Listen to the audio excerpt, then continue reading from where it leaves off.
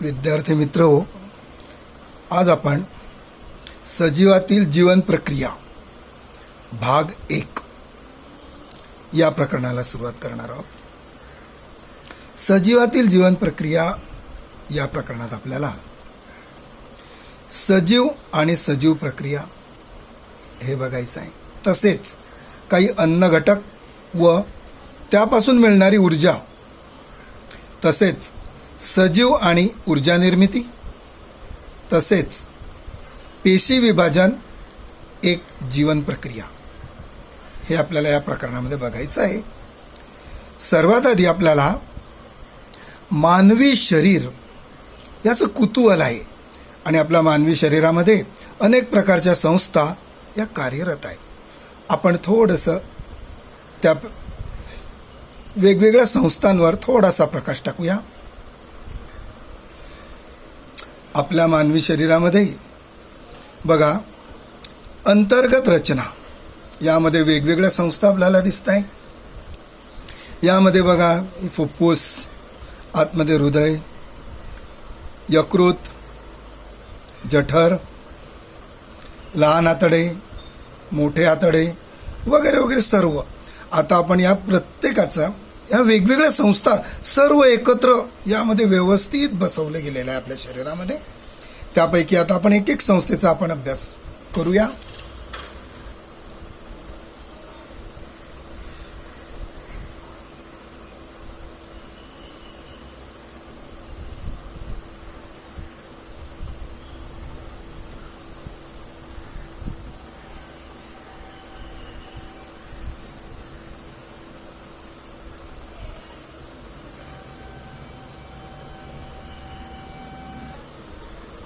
मानवी अस्थि संस्था.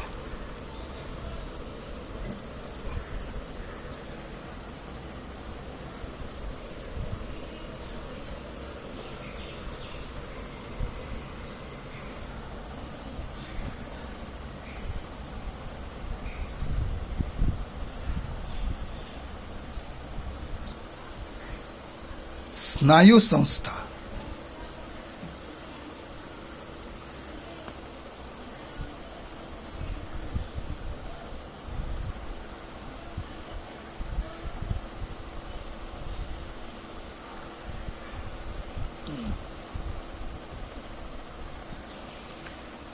पचन संस्था.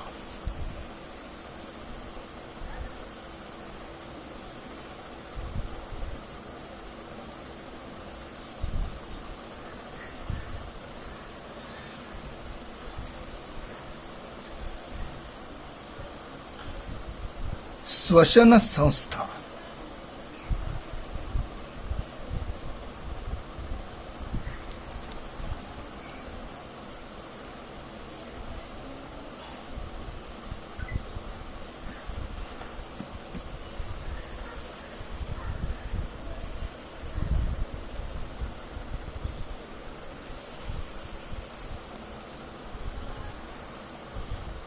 उत्सर्जन संस्था.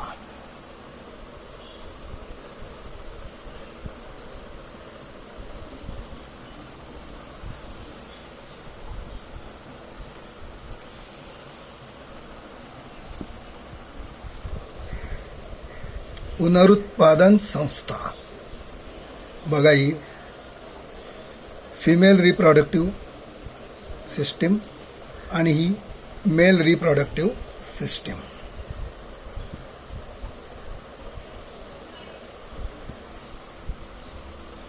सजीवातील जीवन प्रक्रिया भाग 1. आता आपण यामध्ये सजीव आणि जीवन प्रक्रिया आपण आता काही चित्र बघितली. पचन संस्था, श्वसन संस्था, रक्ताभिसरण संस्था, उत्सर्जन संस्था आणि नियंत्रण संस्था याविषयी आता आपण माहिती मिळवली. आता आपण ऊर्जेचे स्रोत याविषयी माहिती मिळवू. ऊर्जेचे स्रोत, प्रमुख ऊर्जेचे स्रोत 3 आपण मानलेले आहे. पहिलं म्हणजे कर्बोदके, दुसरं स्निग्ध पदार्थ आणि तिसरं प्रथिनं. आता हे पदार्थ आपल्याला कोणकोणत्या वनस्पती किंवा प्राण्यांपासून मिळतं यावर थोडीशी आता आपण कारण मीमांसा करूया. आपण अन्न खातो, या अन्नामधून आपल्याला आपल्या शरीराला ऊर्जा मिळत असते. ही सर्व यंत्रणा आपल्या प्रत्येक सजीवांमध्ये कमी अधिक प्रमाणामध्ये कार्यरत असते. अखंडपणे ऊर्जा स्रोताची आपल्याला आवश्यकता असते. कर्बोदके, स्निग्ध पदार्थ आणि प्रथिन हे अन्न या ऊर्जेचे प्रमुख स्रोत असून पेशीमध्ये असलेल्या तंतुकणिकेच्या मदतीने ही ऊर्जा आपल्याला मिळवली जाते. ऊर्जेच्या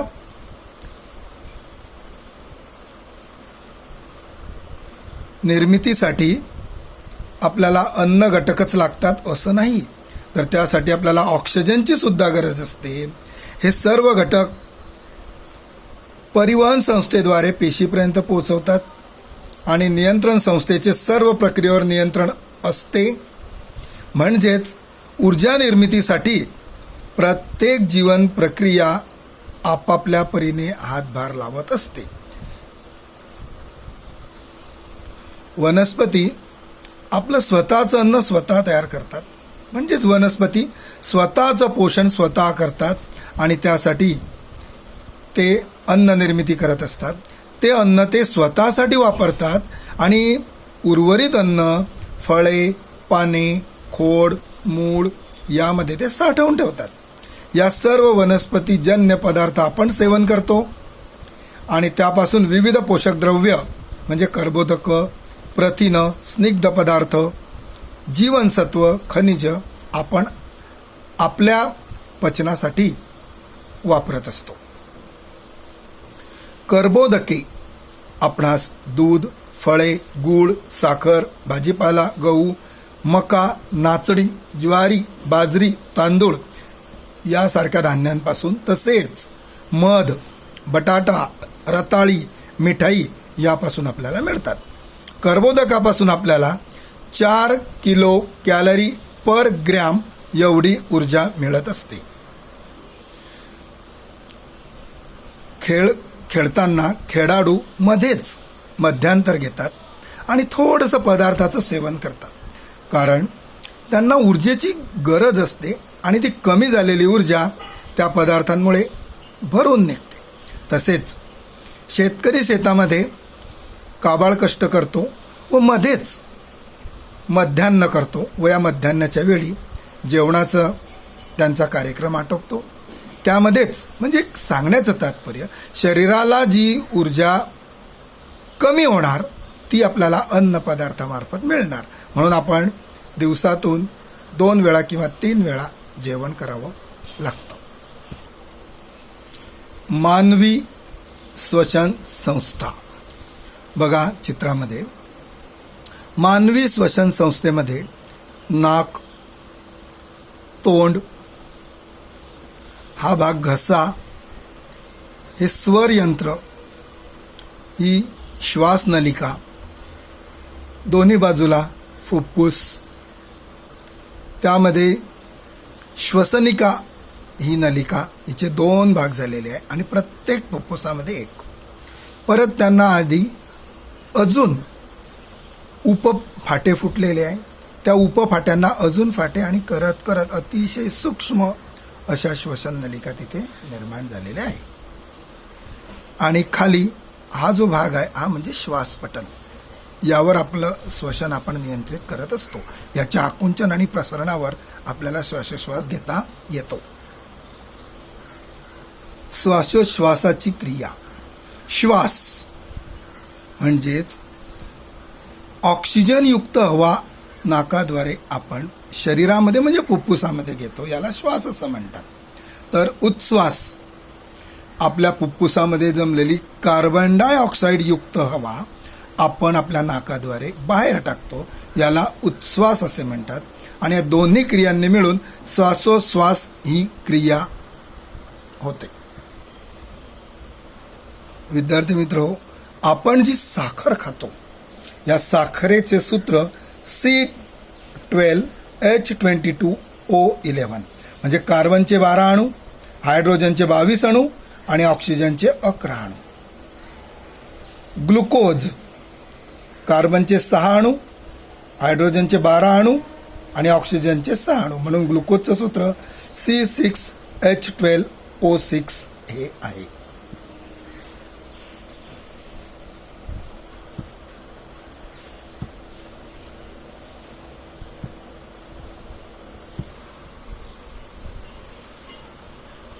श्वसन म्हणजे काय? तर आपण जे अन्न पदार्थ खातो त्यातील प्रामुख्याने कर्बोदकाचा उपयोग मुख्यत्वे दररोज आवश्यक असणारी ऊर्जा मिळवण्यासाठी केला जातो. ही ऊर्जा ATPच्या स्वरूपात मिळवली जाते. त्यासाठी पेशीमध्ये ग्लुकोज या कर्बोदकाचे टप्प्याटप्प्याने ऑक्सिडीकरण केले जाते. यालाच पेशी स्तरावरील श्वसन असं म्हणतात. सजीवांमध्ये पेशी स्तरांवर होणारे श्वसन 2 प्रकारचे असते. ते 2 प्रकार म्हणजे एक ऑक्सिश्वसन म्हणजे ज्यामध्ये ऑक्सिजन सहभाग घेतो, आणि दुसरा म्हणजे विनॉक्सिश्वसन म्हणजे ज्यामध्ये ऑक्सिजनची आपल्याला गरज भासत नाही. ऑक्सिश्वसनचे 3 टप्पे ग्लुकोजचे ऑक्सिडीकरण होते. आता आपण ते 3 टप्पे बघूया. पहिलं ग्लुकोज विघटन. पेशीद्रव्यात घडणाऱ्या या प्रक्रियेमध्ये ग्लुकोजच्या एका रेणूचे टप्प्याटप्प्याने विघटन होऊन पायरुविक आम्ल ATP, NADH2 आणि पाणी यांचे प्रत्येकी 2-2 रेणू तयार होतात. या प्रक्रियेत तयार झालेल्या पायरुविक आम्लाचे रेणू ॲसिटिल कोएन्झाईम A या रेणूमध्ये रूपांतर केले जातात. या प्रत्येक वेळी कार्बन डायऑक्साईडचे 2 रेणू आणि NADH2 चे 2 रेणू तयार होत असतात. 2 नंबर ट्रायकार्बोक्झिलिक आम्ल चक्र, यालाच आपण क्रेब सायकल असं म्हणतो. शास्त्रज्ञ क्रेब यांनी ही पद्धत मांडलेली आहे, म्हणून आपण याला क्रेब सायकल म्हणतो. ॲसिटिल कोएन्झाईम A चे रेणू तंतुकणिकेमध्ये जातात. तेथे त्यावर कार्बोक्झिलिक आम्ल चक्र ही चक्रीय अभिक्रिया राबवली जाते. या अभिक्रियेद्वारे ॲसिटिल कोएन्झाईम A च्या रेणूतील ॲसेटिलचे पूर्णपणे ऑक्सिडीकरण केले जाते आणि त्याद्वारे कार्बन डायऑक्साईड, पाणी, NADH2, FADH2 आणि ATPचे रेणू आपणास मिळतात.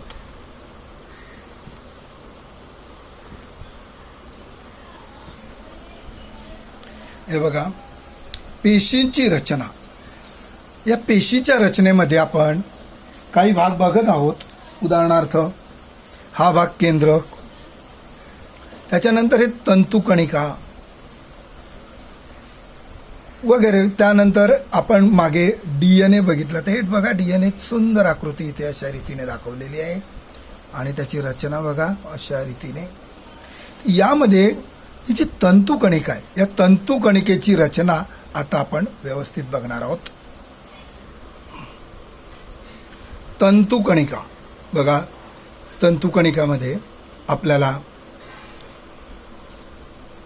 हे बाहेरील आवरण, हे आतील आवरण, त्यानंतर तंतुकणिकेमधील हे द्रव्य असतं ते, त्यानंतर आतमध्ये मेंदाम्ल, पायोरिक आम्ल. यामध्ये जे इलेक्ट्रॉन वहन साखळी असते त्यावर आता थोडंसं आपण बघूया. इलेक्ट्रॉन वहन साखळी अभिक्रियासुद्धा तंतुकणिकेमध्ये आपली राबवली जाते.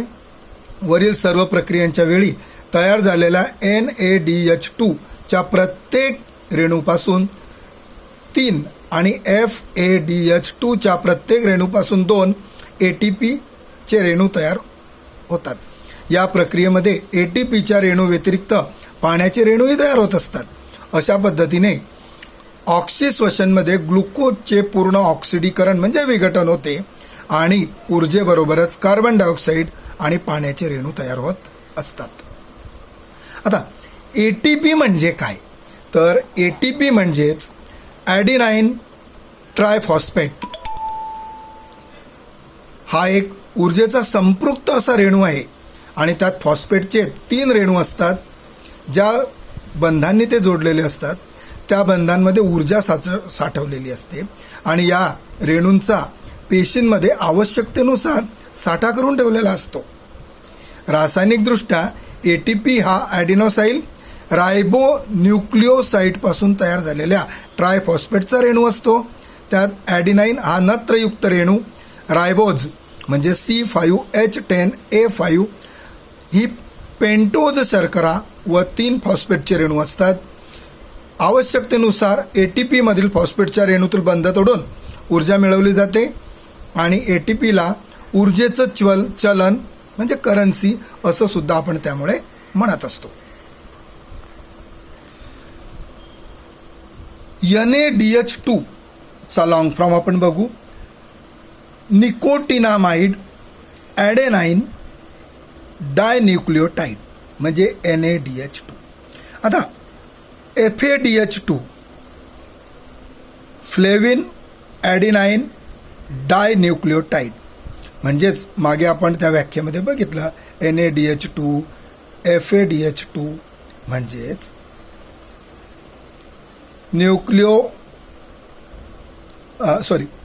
निकोटामाइड ॲडिनाईन डायन्यूक्लियोटाइड म्हणजे आपला NADH2 आणि त्याच ठिकाणी जर फ्लेविन घेतला आपण फ्लेविन ॲडिनाईन डायन्यूक्लियोटाइड म्हणजे FADH2. या प्रत्येक पेशीमध्ये तयार होणारे हे पेशी श्वसनात मदत करणारी ही 2 सहविकरे आहेत. आता तंतुकणिकेमध्ये आपण ATP मार्फत ऊर्जा कशी मिळवणार आहेत ही रासायनिक अभिक्रिया बघणार. ATP पासून आपण ADP म्हणजे ॲडिनाईन डायफॉस्फेट. डाय म्हणजे इथे 2, इथे 2च फॉस्फेट असतील आणि इथे मात्र 3 फॉस्फेट आहे. बघा रचना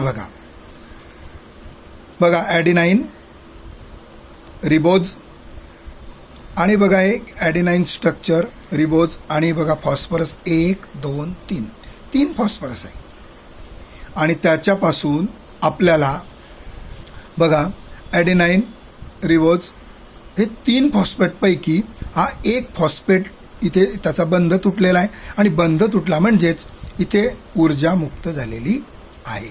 म्हणजेच ATPचं रूपांतर ADPमध्ये हा एवढा आपला ATP याचं रूपांतर हे ADPमध्ये झालं आहे आणि हा 1 फॉस्फरस मुक्त झालेला आहे. त्याचबरोबर आपल्याला ही ऊर्जा मिळालेली आहे. ही ऊर्जा आपल्या जीवन प्रक्रियेसाठी जे काही आपल्या संस्था असतात त्यांना ऊर्जेची गरज असते त्यासाठी ती वापरली जाते. कर्बोदके, स्निग्ध पदार्थ आणि प्रथिने यांचे ऑक्सिश्वसन करून ऊर्जा मिळण्याची प्रक्रिया आता आपण बघणार आहोत. बघा स्निग्ध पदार्थ, कर्बोदके आणि प्रथिने. स्निग्ध पदार्थांपासून मेदाम्ल, कर्बोदकापासून ग्लुकोज याचं विघटन म्हणजे आपलं ग्लायकॉलिसिस प्रोसेस आणि प्रथिनांपासून अमिनो आम्ल तयार होते. या मेदाम्ल पासून ॲसिटोकोएन्झाईम तसेच अमिनो आम्लापासून ॲसिटोकोएन्झाईम A. इथे ग्लुकोज म्हणजे ग्लायकॉलिसिसमध्ये त्याचं रूपांतर पायरुविक आम्लामध्ये होतं आणि या पायरुविक आम्लाचं परत ॲसिटिल कोएन्झाईम A मध्ये आणि त्यापासून नंतर एक क्रेब चक्र आपण जे मागे बघितलं त्यानुसार परत त्याचं विघटन होऊन कार्बन डायऑक्साईड वायू, पाणी आणि ऊर्जा निर्मिती होते. आता विविध सजीवांमध्ये पेशींमध्ये होणारे विनॉक्सी श्वसन यावर आपण बघा कर्बोदके, पायरुविक आम्ल, ग्लुकोज विघटन आणि पायरुविक आम्ल. इथे पायरुविक आम्लाचं किण्वन प्रक्रियेमुळे अल्कोहोलमध्ये रूपांतर होतं आणि हे अल्कोहोल याने किण्वन. तसेच या बाजूला बघा पायरुविक आम्लाचं किण्वन होतं त्याचं लॅक्टिक आम्लामध्ये रूपांतर होतं आणि या लॅक्टिक आम्लामुळे आपले स्नायू आणि तांबड्या पेशीं यामध्ये ते लॅक्टिक आम्ल साचतं. यामध्ये बघा पायरुविक आम्ल, किण्वन आणि विविध पदार्थ उदाहरणार्थ विनेगर, जीवनसत्व इत्यादी आणि विविध सूक्ष्मजीव अशा रीतीने ही यांची प्रोसेस आहे. विनॉक्सी श्वसन करणाऱ्या सूक्ष्मजीवांची ऊर्जा निर्मिती. काही सूक्ष्मजीव ऑक्सिजनच्या सान्निध्यात राहू शकत नाही, उदाहरणार्थ अनेक जीवाणू आहे. अशा सजीवांना ऊर्जा मिळवण्यासाठी विनॉक्सी श्वसनाचा अवलंब करावा लागतो. विनॉक्सी श्वसनाचे ग्लुकोज विघटन आणि किण्वन हे 2 टप्पे असतात. यात ग्लुकोजचे अपूर्ण विघटन होऊन कमी ऊर्जा मिळते. या प्रक्रियेत ग्लुकोज विघटनातून तयार झालेलं पायरुविक आम्ल काही विक्रांच्या मदतीने इतर कार्बनी आम्लांमध्ये किंवा अल्कोहोल C2H5OH मध्ये रूपांतरित केले जातात. यालाच किण्वन प्रक्रिया असे म्हणतात, म्हणजे फर्मेंटेशन प्रोसेस. याला आपण आंबवण्याची क्रिया असं म्हणतो. काही उच्चस्तरीय वनस्पती, प्राणी आणि ऑक्सिजनच्या सान्निध्यात राहू शकणारे सूक्ष्मजीवसुद्धा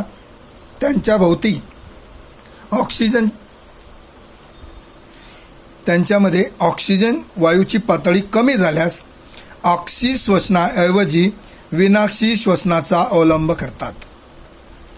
उदाहरणार्थ, बीजांकुरणाच्या वेळी जमीन पाण्याखाली बुडली असल्यास बीजे विनाक्षी श्वसन करतात, कारण ते पाण्यात असतात आणि त्यांना हवेतील ऑक्सिजन मिळू शकत नाही. तसेच आपण व्यायाम करताना आपल्या मांसपेशी विनाक्षी श्वसन करतात, त्यामुळे आपल्या शरीरात कमी ऊर्जा तयार होऊन लॅक्टिक आम्ल साचते, त्यामुळे आपल्याला थकल्यासारखे वाटते. आपण जर एखाद्या दिवशी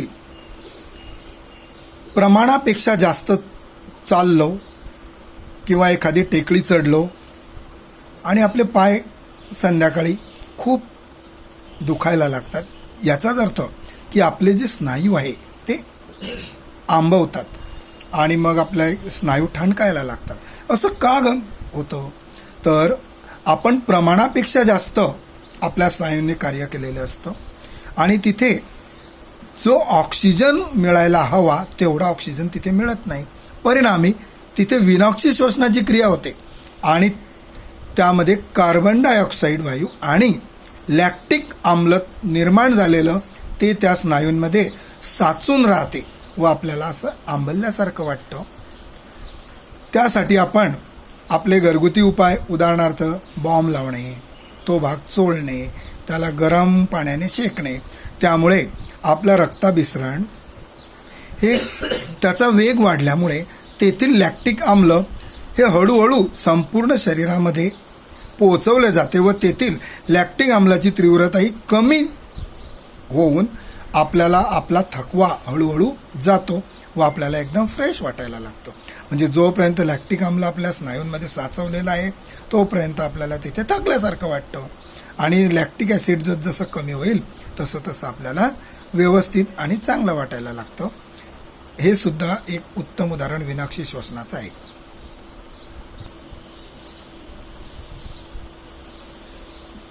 हे बघा, ATP आणि त्याचं रूपांतर ADP, T3 आहे म्हणून ATP, ॲडेनाईन ट्रायफॉस्फेट. इथे P2 आहे म्हणून ॲडेनाईन डायफॉस्फेट, डाय म्हणजे 2, आणि हा तिसरा वेगळा झाला आणि हा जो बंद आहे तुटून आपल्याला ऊर्जा निर्मिती झालेली दिसून येते.